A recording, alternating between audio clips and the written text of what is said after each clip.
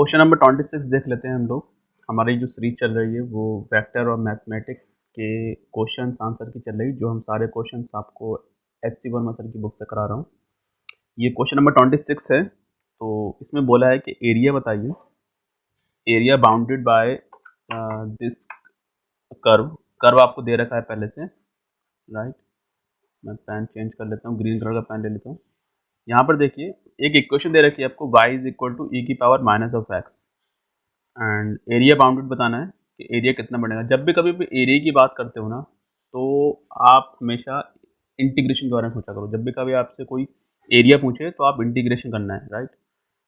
Area the x axis and the y axis, area bounded by x axis and the y axis. तो हम लोग क्या करेंगे, हम लोग इंटीग्रेशन का साइन लगाएंगे, और जो वैल्यू है हमारी वाई को हम लोग लिख देंगे ई की पावर माइनस ऑफ एक्स और डी एक्स, ठीक है। तो ये हम लोगों ने एक्स एक्सिस के अराउंड निकाल लिया है, राइट। अगर जो भी क्वेश्चन जो भी कर्व है तो हमारे पास ये कुछ इस तरीके से होता है ना, ये जो भी कर्व होगा कुछ इस तरह से होगा।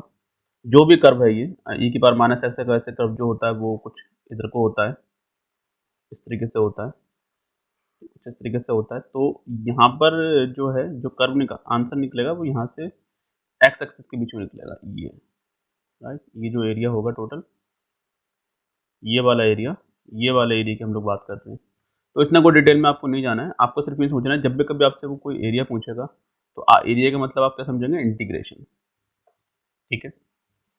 तो इंटीग्रेशन कर लेते हैं सीधा सीधा। इसका इंटीग्रेशन जो होगा वो हो जाएगा ई की पावर माइनस ऑफ एक्स का इंटीग्रेशन हो जाएगा माइनस ऑफ ई की पावर माइनस ऑफ एक्स, ठीक है। जो भी वेरिएबल होता है, जो भी कांस्टेंट होता है वेरिएबल से एसोसिएट ई की पावर एक्स में, वो चीज़ नीचे आ जाती है। तो यहाँ पर जो एक्स से मल्टीप्लाइड में माइनस ऑफ वन है, तो माइनस ऑफ वन नीचे आ जाएगा, मतलब माइनस ऑफ वन की मल्टीप्लाइड करेंगे, वन की किसी भी नंबर से मल्टीप्लाई करते हैं तो वो नंबर इट सेल्फ ही रहता है, तो यहाँ पर माइनस एज इट इज लिख दिया जाएगा। तो ये हो गया हमारे पास integration. Find the area bounded by the x axis and the y axis, दो के द्वारा निकालना है। तो ये जो हो गया एक्स एक्सिस के अराउंड हो गया। अगर हम लोग वाई के रिस्पेक्ट में निकालें तो क्या होगा, तो वाई के रिस्पेक्ट में अगर हम लोग निकालें तो यहाँ पर लिखा है हमारे पास वाई इज इक्वल टू ई की पावर माइनस ऑफ एक्स। अभी हमने डी एक्स के रिस्पेक्ट में निकाला था, अब हमें अगर हम डी वाई के रिस्पेक्ट में निकालें तब क्या होगा, तो हमको जो एक्स की वैल्यू यहाँ निकालनी होगी, एक्स हमको रिप्लेस करेंगे तो ये हो जाएगा log e, right. Log e base पे ई हो जाएगा, ये is equal to minus of x. क्योंकि अगर आप लॉग ले लेंगे, taking log on both side, taking log on both side, अगर ऐसा आप करेंगे तो क्या होता है, लॉग की कुछ प्रॉपर्टीज होती हैं। तो यहाँ पर अगर आप लॉग लेंगे तो ये हो जाएगा log y is equal to, ये हो जाएगा लॉग ई की power minus of x, right. और यहाँ पर क्या हो जाएगा लॉग वाई। अब जो पावर होती है वो नीचे आ जाती है। लॉग अगर आपके पास लिखा है लॉग, इस तरीके से लिखा है, अगर आपके पास लॉग एक्स की पावर एम एन लिखा है तो हम लोग लिख सकते हैं एन लॉग एक्स, ठीक है। इस तरीके से हम लोग लिख सकते हैं। तो हमारे पास ई के जो हो जाएगा, ये हो जाएगा माइनस ऑफ एक्स, जो पावर है ई की वो नीचे आ जाएगी, और लॉग ई लिख दिया जाएगा कुछ इस तरह से, ओके। और लॉग ई बेस पे ई, लॉग ई की वैल्यू जो होती है वो 1 होती है, राइट। लॉग ई की वैल्यू जो होती है 1 होती है। तो यहाँ पर x बराबर क्या आ जाएगा, minus of log x minus of log y, ठीक है। तो यहाँ पर अब जो हम जो वैल्यू रिप्लेस करेंगे तब आपको क्या करना होगा, यहाँ पे एग्जैक्टली आपको जैसे भी आपने x के रिस्पेक्ट में निकाला है, अब आप क्या करेंगे y के रिस्पेक्ट में निकालेंगे। तो e की पावर, तो यहाँ पर जो है y के रिस्पेक्ट में निकालेंगे तो यहाँ पर dy लिखेंगे, और x की वैल्यू यहाँ लिखेंगे। तो x की वैल्यू क्या आ गई यहाँ पे, माइनस ऑफ लॉग y, तो यहाँ पे लॉग y लिख दिया जाएगा माइनस के साथ में, क्योंकि माइनस हम लोग बाहर लिख सकते हैं, ये लॉग y हो गया, ठीक है। और इंटीग्रेशन लॉग का जो भी होगा वो आप कर देंगे। मतलब आपको समझाना अभी ओवरऑल ये था कि जिसके रिस्पेक्ट में आप करते हैं वो, जैसे यहाँ पर dx के रिस्पेक्ट में कर रहे हैं तो यहाँ पर जो टर्म आएगा वो x वाला ही आएगा, और जब y के रिस्पेक्ट में करेंगे तो जो वेरिएबल होगा वो y ही होना चाहिए, ठीक है। तो यहाँ पर एक्स एक्सिस के अबाउट और वाई एक्सिस के अबाउट इंटीग्रेशन करना था, ठीक। लॉग वाई का इंटीग्रेशन होता है, क्या होता है लॉग वाई का इंटीग्रेशन? आप देखिए लॉग एक्स का अगर डिफ्रेंशिएशन करेंगे तो वो 1/x हो जाता है, ठीक है। तो लॉग वाई का आपको करना पड़ेगा कुछ इस तरह से, आप इसको फर्स्ट एंड सेकंड फंक्शन मान लीजिए, फर्स्ट और ये कुछ सेकंड। तो अगर हम लोग लॉग वाई का डायरेक्ट इंटीग्रेशन देखें तो लॉग वाई का डायरेक्ट इंटीग्रेशन क्या होता है, मुझे अभी याद नहीं आ रहा है, ठीक है, मुझे अभी याद नहीं आ रहा है। तो आप लॉग वाई का डायरेक्ट इंटीग्रेशन देख सकते हैं, ठीक है। आप यहाँ पे आंसर निकाल लीजिएगा, क्योंकि लॉग वाई का जो इंटीग्रेशन होता है वो मुझे अभी याद नहीं आ रहा है एक्चुअली। फिलहाल जो भी है आपने जो आपको ध्यान ये रखना है कि अगर एक्स के रिस्पेक्ट में कर रहे हैं तो आपका यहाँ पर जो फंक्शन आएगा वो एक्स वाला आएगा, वाई के रिस्पेक्ट में कर रहे हैं तो यहाँ पर जो फंक्शन आएगा वो वाई वाला आएगा, ठीक है। ये हो जाएगा। नेक्स्ट क्वेश्चन देख लेते हैं। एक रॉड है जिसकी लंबाई जो है एल है, is placed on the x axis along the x axis between x is equal to 0 and x is equal to L. मतलब कोई जो रॉड है वो कुछ इस तरह से रखी हुई है, इसकी लंबाई कितनी है, एल है, और एक्स एक्सिस के अराउंड रखी हुई, मतलब एक्स एक्सिस के अलोंग रखी हुई है। ये हमारे एक्सिस हो गई, ये हमारे एक्स एक्सिस हो गई जाएगी, और ये वाई एक्सिस हो जाएगी, ये हमारा ओरिजिन हो जाएगा। तो जो लंबाई है वो आपको दे रखी है इन्होंने एल, राइट, 0 से लेके एल तक इसकी लंबाई है, और लीनियर डेंसिटी दे रखी है। लीनियर डेंसिटी का क्या मतलब होता है? जैसे देखिए डेंसिटी का जो मतलब होता है वो होता है मास ओवर वॉल्यूम, राइट। मास ओवर वॉल्यूम का मतलब होता है डेंसिटी, लेकिन जब उन्होंने लीनियर डेंसिटी बोल दी तो मतलब वहाँ पे वो सिर्फ लेंथ की बात कर रहे हैं, वॉल्यूम की बात नहीं कर रहे हैं। यहाँ पर क्या होगा, मास पर यूनिट लेंथ, ये जो हो जाएगी वो डेंसिटी हो जाएगी, राइट। अगर आप यहाँ से मास निकालेंगे तो मास हो जाएगा, मास जो हो जाएगा वो हो जाएगा mass is equal to density into length, right, density into length.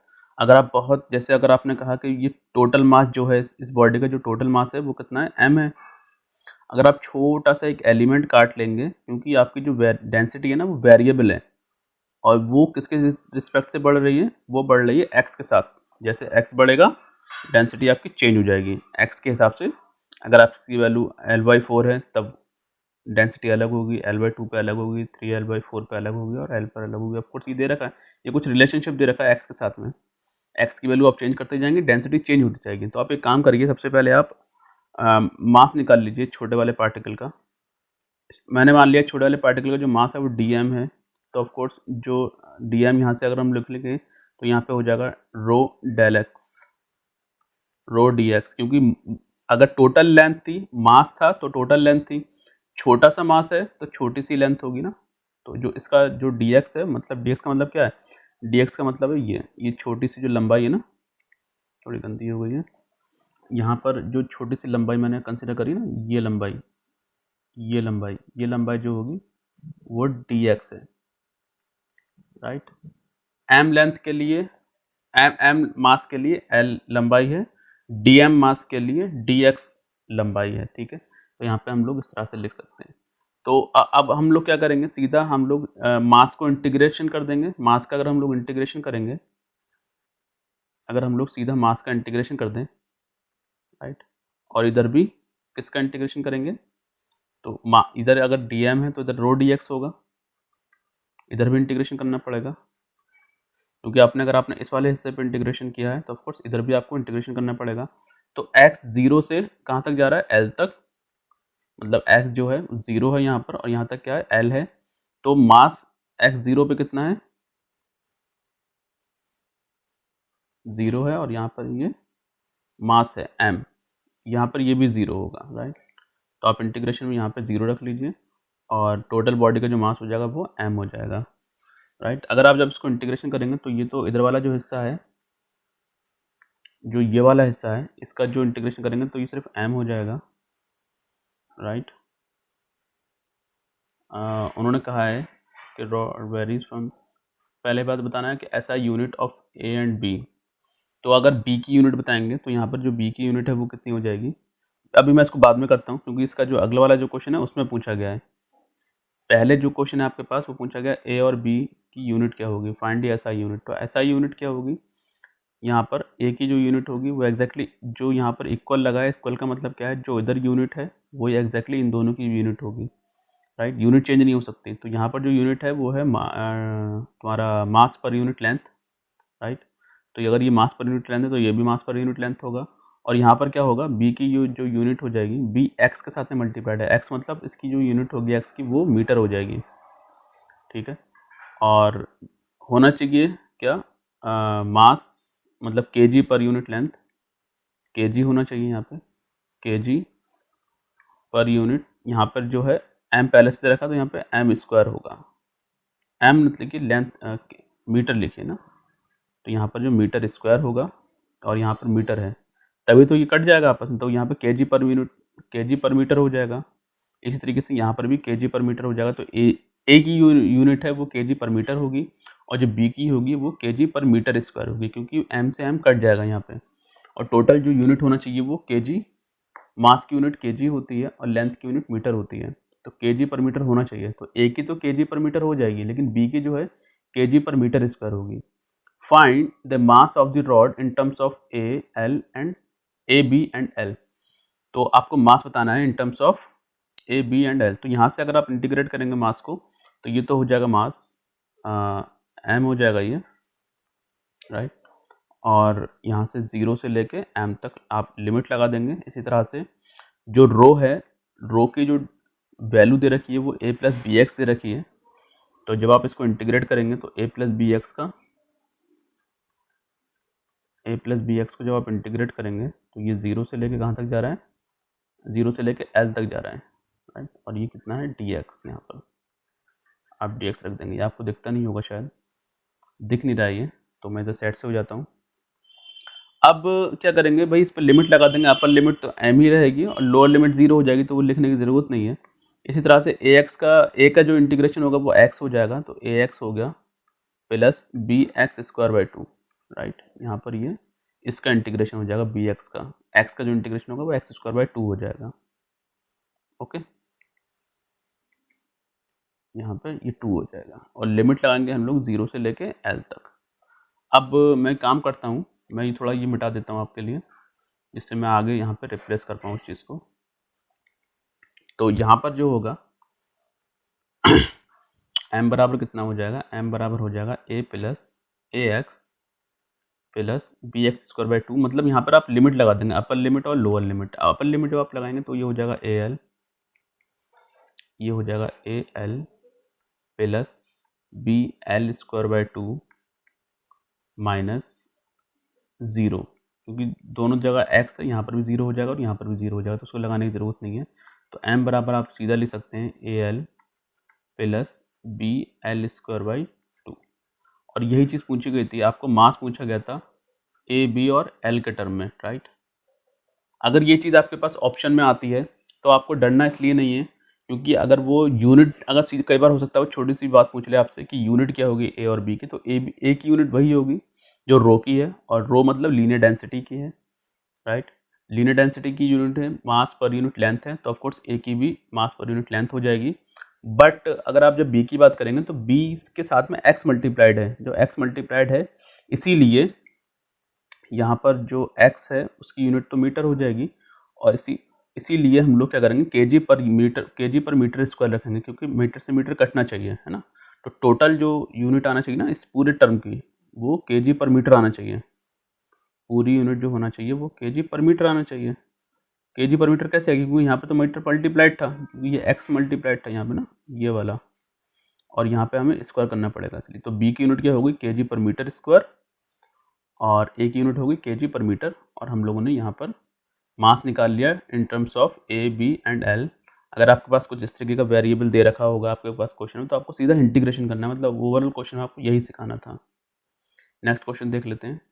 Momentum दे रखा है, momentum of a particle changes with time according to this relation. हमारे पास dp ओवर dt की वैल्यू दे रखी है। If the momentum is zero, at t is equal to 0, what will be the momentum at t is equal to 10 second, right. तो सबसे पहले तो आपको मोमेंटम निकाल लेना है। तो मोमेंटम निकालने के लिए आपके पास जो ये डी पी और डी टी दे रखा है, इसको हम लोग तोड़ लेते हैं। डी पी को एज इट इज़ ऐसे लिख देते हैं, और जो डी टी है वो उधर जाकर मल्टीप्लाई कर देते हैं इसमें। तो ये हो जाएगा 10 न्यूटन। न्यूटन मैं यूनिट नहीं लिख रहा हूँ, यहाँ पे 2 हो जाएगा, 2t, राइट। और जो मल्टीप्लाइड में कौन आएगा, dt। ओके, जब इंटीग्रेशन करेंगे हम लोग उसको दोनों तरफ से, तो ये हो जाएगा कुछ इंटीग्रेशन यहाँ पे और यहाँ पर भी। 0 से लेके कहाँ तक जाना है, 0 से लेके t0 पर से लेके कहाँ तक जाना है, 10 सेकंड तक। तो मोमेंटम 0 पर कितना है, जब टाइम 0 है तो मोमेंटम भी 0 है। If the momentum is 0 at time is equal to 0। और मोमेंटम आपको निकालना है जब ये जो टाइम हो जाए वो 10 सेकंड हो जाए। तो यहाँ पर तो मोमेंटम की जो वैल्यू आ जाएगी वो एग्जैक्टली वही आ जाएगी जो यहाँ पर है।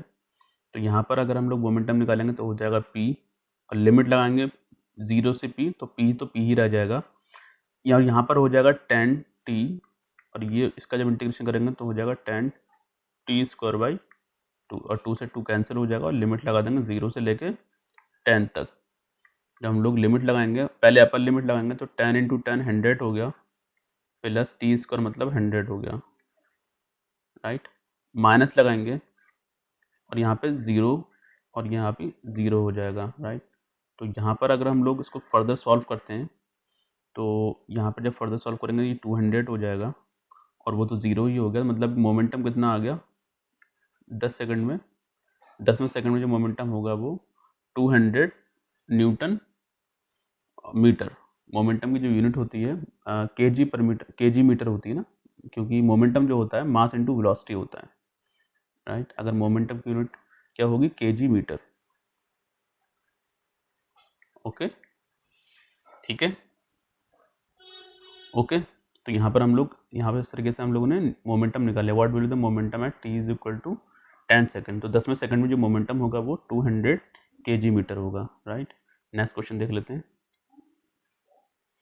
तो यहाँ पर क्वेश्चन आप पहले एक बार रीड कर लीजिए। रीड करने के बाद आप देखिए कि कैसा हम लोग सॉल्व करेंगे इसको। The changes in the function y and the independent variable are related as dy/dx is equal to x²। तो आप dy को एक जगह लिख लीजिए और जो dx है ना उसको उधर मल्टीप्लाई कर दीजिए, तो यहाँ पर हो जाएगा x² dx। और हम लोग को सीधा क्या करना होता है, हम लोग क्या निकालना है, changes in a y with independent the changes in a function y and the independent variable x are related as this, find the y as a function of x। तो हमको क्या करना है, सीधा इंटीग्रेशन कर देना है इसको। यहाँ पे इस सिचुएशन में भी आपको इंटीग्रेशन करना है। तो जब इसको इंटीग्रेशन करेंगे तो ये हो जाएगा y, और इसको जब इंटीग्रेशन करेंगे तो ये हो जाएगा x³ / 3, right, plus of c, right, okay.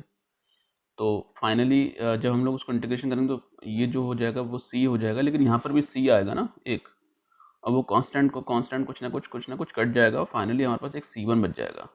तो क्योंकि जब इसको इंटीग्रेट करेंगे तो कुछ ना कुछ कांस्टेंट आएगा, इसको भी इंटीग्रेट करेंगे तब भी कांस्टेंट आएगा, बट यहाँ पर जो भी कांस्टेंट आएगा वो हम लोग काट दे रहे हैं।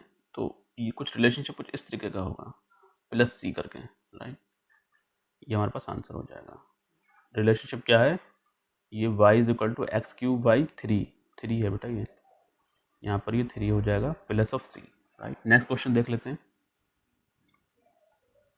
क्वेश्चन नंबर 30 में आपको वो सिग्निफिकेंट डिजिट निकालने हैं। सिग्निफिकेंट डिजिट मैंने आपको सिखाया नहीं है, तो हम लोग नेक्स्ट क्वेश्चन की तरफ मूव कर रहे हैं।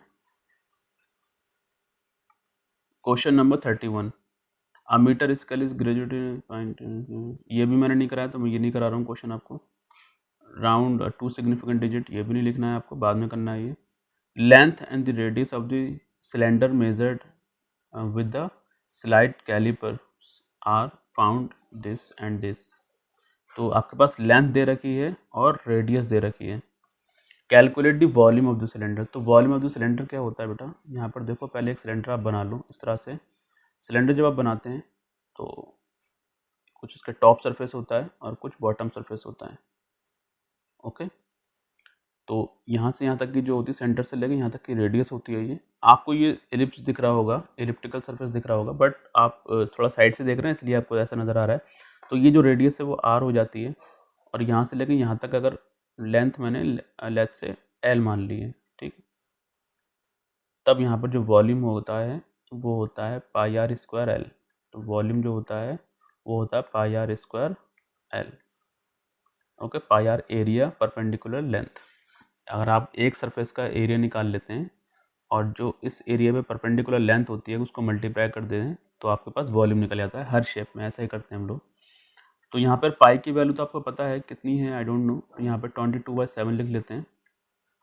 आर की वैल्यू एग्जैक्टली आपको दे रखी है, ये लेंथ है और ये रेडियस है, तो ये हो गया 1.75। मतलब ये 1.25 लिखा है और 1/3/4 कुछ इस तरीके से लिखा है ना। ये 0.75 का अंदर 3/4 होता है इंटू एल। एल कितना दे रखा है ये 4.5। तो 4.5 ये 4.54 ये कुछ दे रखा है।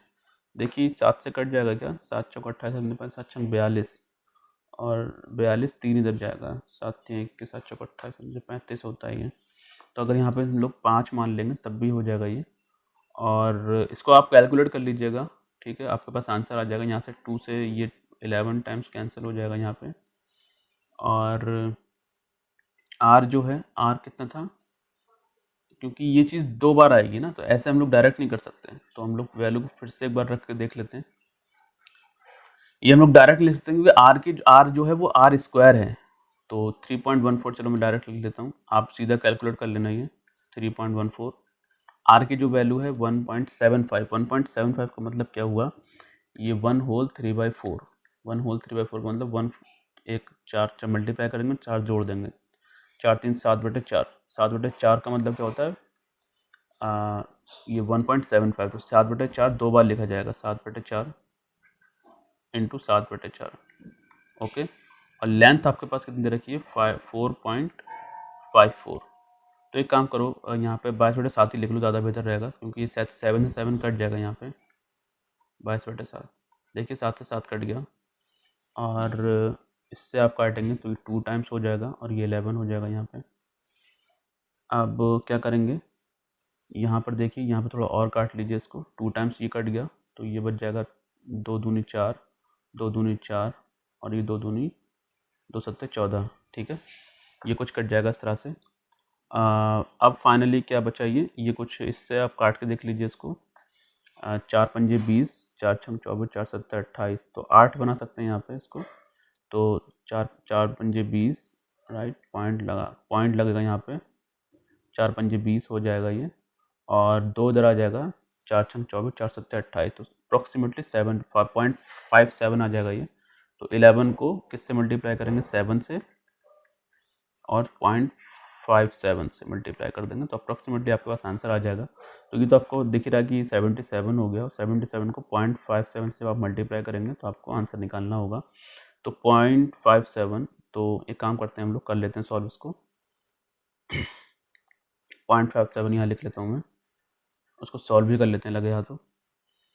तो यहाँ पर जो है 0.57 लिख लेता हूँ पहले, पॉइंट बाद में लगा लेंगे, 77, राइट।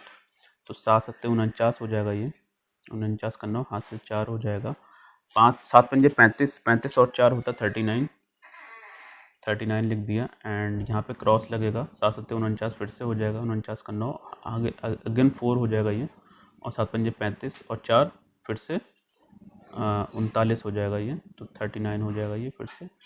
एंड यहाँ पे 9 आ जाएगा, ये 9 और 18, 18 का 8 हासिल 1 हो जाएगा, 10 3 13 का 3 हासिल 1 और ये 4 हो जाएगा। तो यहाँ पे 2 के बाद पॉइंट आ जाएगा 43.89। तो अप्रॉक्सीमेट जो उसकी वैल्यू आ रही है वॉल्यूम 43.89 आ जाएगा, राइट, अप्रॉक्सीमेटली आएगा ये।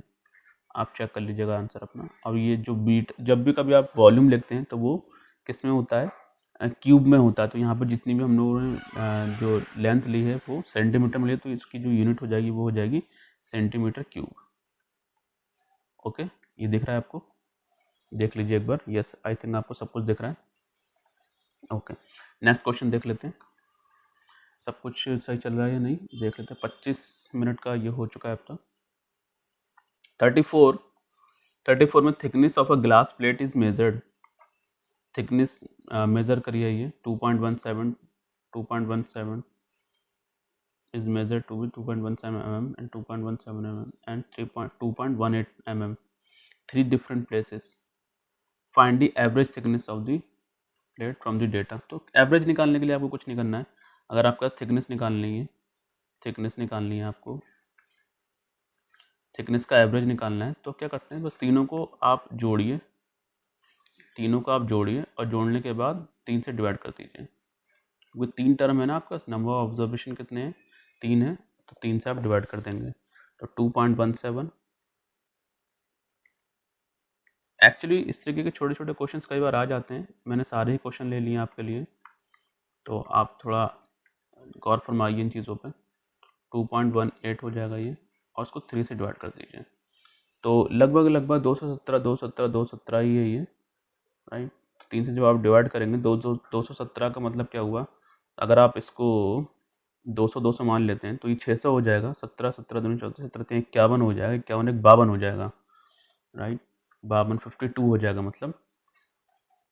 तो ये हो जाएगा 6.52 52, यस. और ये हो जाएगा 3 से डिवाइड करेंगे तो ये 3 से काटेगा, 3 दूनी 6 पॉइंट लगेगा, और ये 3 एकम 3, 2 इधर आ जाएगा, 3 7 21, राइट. और 3 3 9, तो लगभग ये आपका 2.173 आ जाएगा. 2.173 ये आपके पास आंसर आ जाएगा थिकनेस का. जो भी है mm में है, तो ये भी एवरेज mm में ही आएगा. ठीक. नेक्स्ट क्वेश्चन देख लेते हैं. Length of the string of a simple pendulum is measured in meter scale is to be 90 centimeter. The radius of the bob plus the length of the hook is calculated to be 2.13 centimeter using the measurement with the slide calipers. What is the effective length of the pendulum? And the effective length is defined as the distance between the point of suspension and the center of the bob. तो मतलब effective length क्या हो जाएगा, let's say अगर आपके पास ये कुछ Bob टंगा हुआ है, राइट, तो सेंटर ऑफ द बॉब कुछ यहाँ तक होगा, और यहाँ से यहाँ तक की जो लेंथ दे रखी है, आपको दे रखी है, ये कितनी है, length of the string is 90 centimetre. तो यहाँ से यहाँ तक की 90 सेंटीमीटर दे रखा है पहले से, ओके. और बॉब की जो उन्होंने देखा, radius of the Bob plus the length of the calculated is radius of the Bob plus length of the hook is calculated to be 2.13 होगी, है ना. तो फिलहाल आपको जो यहाँ से यहाँ तक की लेंथ निकालनी है, आपको यहाँ से यहाँ तक की लेंथ निकालनी है. तो यहाँ से यहाँ तक की जो लेंथ होगी वो इफेक्टिव हो जाएगी. आप एक बार क्वेश्चन को पढ़ लीजिए, उसको सॉल्व कर लीजिए. ये जो लेंथ होगी वो इफेक्टिव लेंथ हो जाएगी. इफेक्टिव लेंथ, ये कुछ इफेक्टिव लेंथ हो जाएगी. सही है. तो ये आप कर लीजिएगा खुद से, बहुत इजी है ये. नेक्स्ट क्वेश्चन देख लेते हैं. क्वेश्चन सारे ख़त्म हो चुके हैं, राइट. ये हमारे पास लास्ट क्वेश्चन था, और अभी हम वीडियो को यहीं रोक रहे हैं. और नेक्स्ट चैप्टर में जो हम लोग शुरू करने वाले हैं वो काइनेमेटिक्स शुरू करने वाले हैं. काइनेमेटिक्स में बहुत मज़ा आने वाला है, और उसके सारे ही क्वेश्चन HC वर्मा सर की बुक से और साथ में NCERT के भी कवर किए जाएंगे. ये आपके पास का मैंने पूरा ओवरव्यू आपको दे रखा है वेक्टर एंड मैथमेटिक्स का, और सारे ही क्वेश्चन कराएं, सब्जेक्टिव भी ऑब्जेक्टिव भी. लेकिन अभी एग्जाम्पलर वाले क्वेश्चंस रह गए, वो हम लोग हल्के हल्के लेते रहेंगे साथ साथ. ठीक है. मैं आपके पास जब आपको काइनेमेटिक्स पढ़ाऊंगा तो बीच बीच में क्वेश्चन एग्जाम्पलर के डालता रहूँगा, राइट. ठीक है. Thank you so much.